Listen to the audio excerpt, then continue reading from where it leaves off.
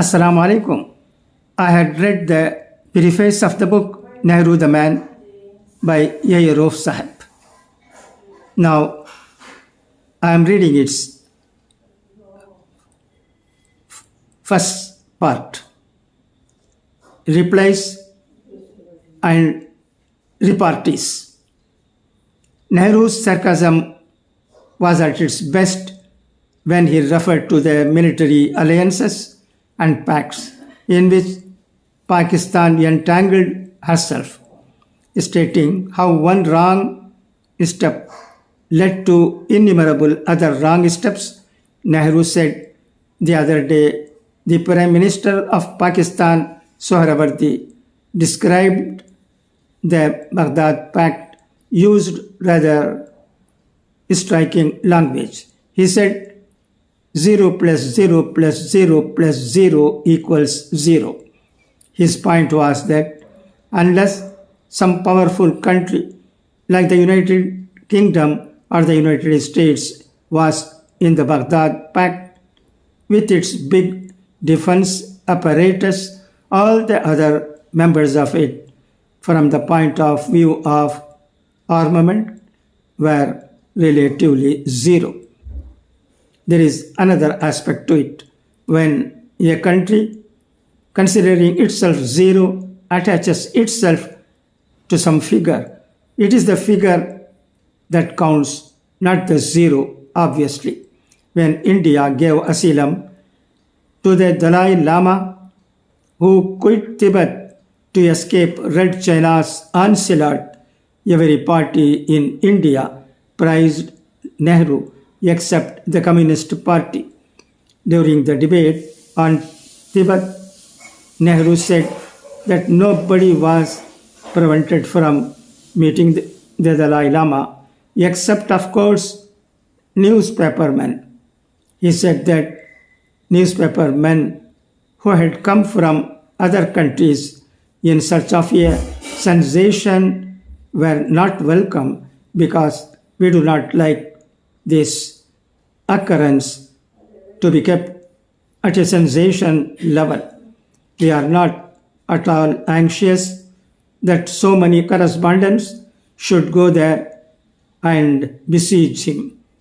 Then Acharya Kripalani, who was then in the PSP, interrupted with the remark, "Why not allow some communist friends to go and see him?" Nehru rose to the occasion. He retorted, "We shall allow both our communist friends and PSP friends to go and see him."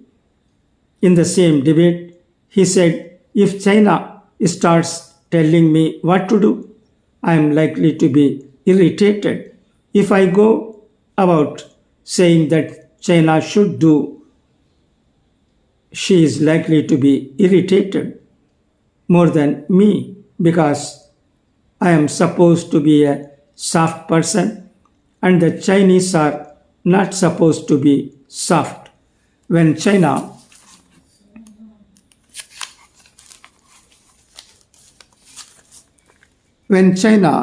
violated India's borders and made certain incursions into the Indian territory, India largely strong protest. But what was the reply that was received? Intervening in the China-India debate, Nehru said Premier Zhou Enlai, in his latest letter, had given a list of places where India had committed aggression by air and by land. Then he jestingly added, "There is no sea there. Otherwise, we may have committed aggression by sea also." In a pointed reference to the Chinese character, Nehru attributed the difficulty of dealing with the Chinese on the border issue to the centuries-old national trait of the Chinese of having a one-track mind. He said, "I am not saying this as criticism, but as some kind of an uprisal, right or wrong, of the national pride which has existed in China for considerable time, and because China was a great, advanced, and powerful country at various stages of history. It spread, of course, by normal imperialist methods, by hard conquest, and built up great empires repeatedly. These Chinese, from their early history, had a sensation of greatness about their Middle Kingdom, and the people in the countries on the fringes of this empire were considered to be less developed human beings, and the Chinese considered it to be quite natural that they should expect tributes from them. Citing an example, he said that about 150 years ago, the British sent an ambassador to the Chinese emperor with some gifts. The reply of the then Chinese emperor made interesting reading.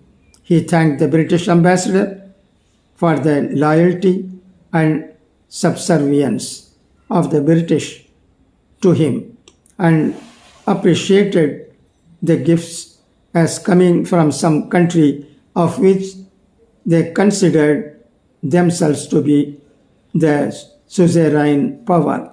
Nehru went on to explain that the thinking of the Chinese was that the rest of the world occupied a lower grade. Whenever gifts were sent, they became a sign of the Chinese having automatically suzerainty or sovereignty over the country which had sent the gifts. This makes it difficult for us to understand the Chinese mind, Nehru said in conclusion. Thereafter, when the Chinese climbed their right over Mount Everest, Nehru had a pun on the word summit while addressing the annual meeting of the Indian Council of World Affairs. Nehru said that the chairman of the council had asked him to speak on world affairs, including the summit meetings. There are all kinds of summit meetings taking place, and you may have gathered even the highest summit in the world has been brought in the area of controversy. Some years ago, stressing the importance of following a neutral and non-alignment policy in foreign affairs with peace as its prime objective, in keeping with India's traditions, philosophy, and thought, Nehru declared in Parliament, I am on my own side and on nobody's else. Nehru answered all questions, whether he gave information or not, man to man. He was easily a good match for anyone. He never fumbled for words or telling phrases or smashing retards. Friends, I hope you would have liked this lesson. It seems even at the time of Jawaharlal Nehruji, the China was it is today. It has not changed at all. It has a long record of aggressions. It is very unfortunate. We are facing the same problem even now, isn't it? Please Let me know what do you think of the lesson. One I have read out to you. Thank you for your listening.